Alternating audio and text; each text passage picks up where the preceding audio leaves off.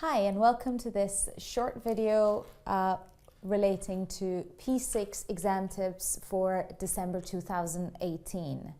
Now, this is targeted for those students who have already prepared for their exams and done the revision, and now you're just, you have those few weeks to go till your exam. Now, what is it that I'm going to come about here and say which you haven't heard before? Nothing new really, but I will reiterate quite a few things that we have discussed over the courses that we have been through together.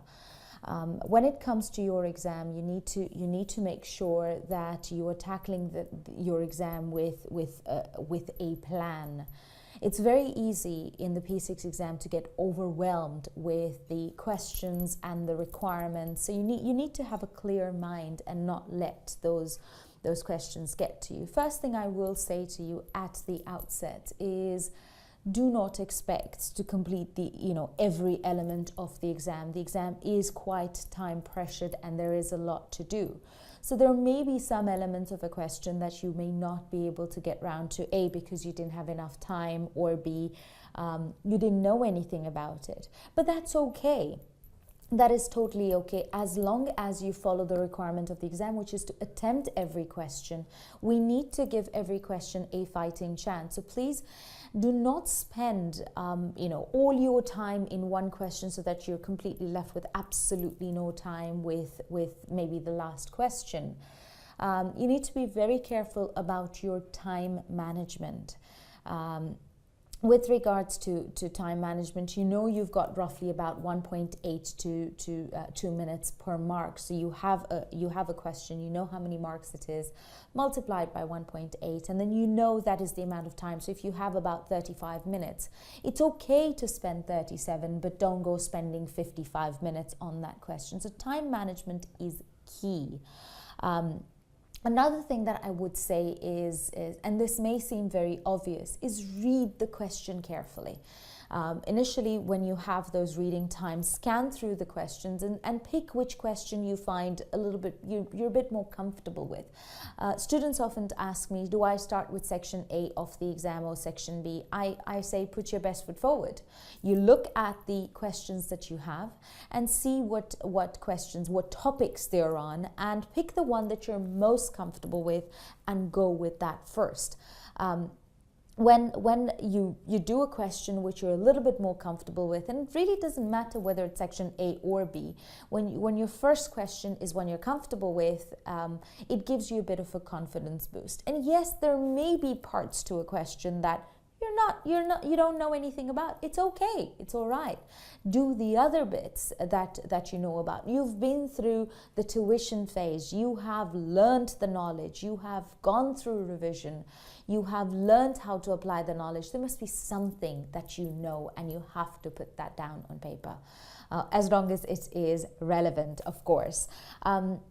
Personally, I always find that section B questions are a bit easier to deal with because the requirements are straightforward, because often they're on set number of topics, whereas section A, the requirements are not completely clear. They're open-ended requirements, so it can be a bit of a challenge comparatively. But look at what you are comfortable with and start with the best question that you're comfortable with. Remember that requirement is key. Sometimes when we look at a question, we think that we want to go and answer a question that we want to answer, not necessarily the one that is being asked from the question. So read the question very carefully, look for that requirement. Section A, you might not have the requirement very clear at the end. It might be within the question. So locate that requirement. If you remember, for those of you who've attended my courses, we call this our ticking list. Find that ticking list that you have, the detailed requirement, which is inside the question somewhere, and use that as your template to make sure that as you're going through your answer, you're ticking off, this was required, I've done that, I have done that. So that's your ticking list. Find that ticking list. Sometimes it might be very clear at the end of the question. Sometimes it may be within the question, and you might have to look for it. And when you find it, tick it off. Another thing is professional marks. I cannot stress how easy it is to get those marks, but often because we're so wound up about the knowledge and about the technical knowledge that we completely forget about these professional marks.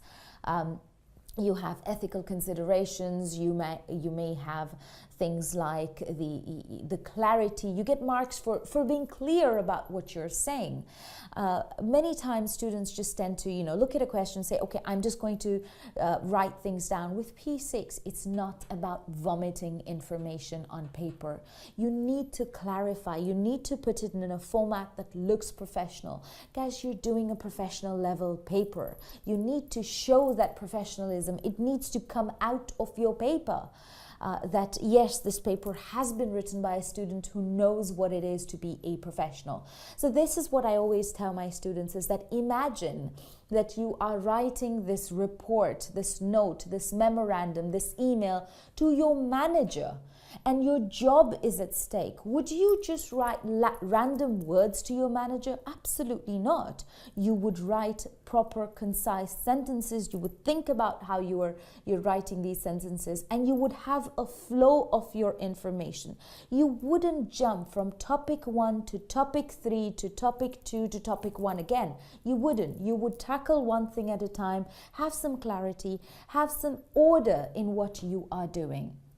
As far as topics are concerned, with P6, we cannot afford to pinpoint and say, okay, I'm just going to study, say, IHT and CGT and not worry about the other bits. You need to be prepared for a little bit of everything, because everything is up for grabs. We have discussed this in class. We have looked at the topics. We have gone through these questions, and we have seen how questions come up with a mix of taxes. That is P6 for you. Don't expect a question on one tax alone. So expect questions which are open-ended, expect questions that have a mix of taxes. Make sure you're comfortable with IHT, CGT, income tax, corporation tax, VAT, stamp duty, national insurance, literally everything. At least you know the basics of everything, so that if something comes up, there may, like I said, there may be parts of a question that you won't know anything about, because that is tax for you. There may be some elements of the syllabus where you'll find, I know nothing about this. It is okay. And if that is worth about maybe 4 or 5 marks, it's okay. For those 4 or 5 marks, don't get so wound up that you let the other 25 marks go away. You will often find that there will be some elements of a question that are so difficult that you spend so much time on it, but that will often be the beginning, and then if you just scan below that, the requirements below that are a lot easier. So read the question, look at the entire scenario, and plan yourself. Be very clear with your writing. This is another thing that students don't realize, is that because today we're not used to writing, it takes longer to write. So practice the writing. I hope you're already practicing the writing, and time yourself. Even at this stage, when you pick up a question and it says, this many marks, time yourself and say, okay, I'm going to give myself this much time, and in that time, I must come up with an answer that is at least 50% of what the model answer is.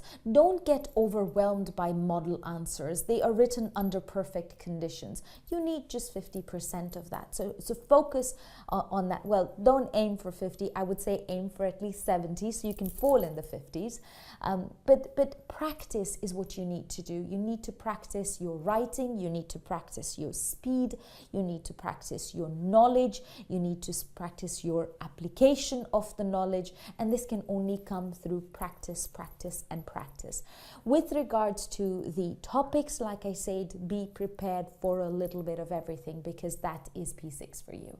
I cannot say that, you know, just prepare on this element of a certain tax. No, you have open and ended questions. If the question says discuss the tax implications, in your mind have this tick off that you've got to think of every single tax implication that can possibly happen in that scenario. Last but not least, good luck for your exams, and I hope you do well.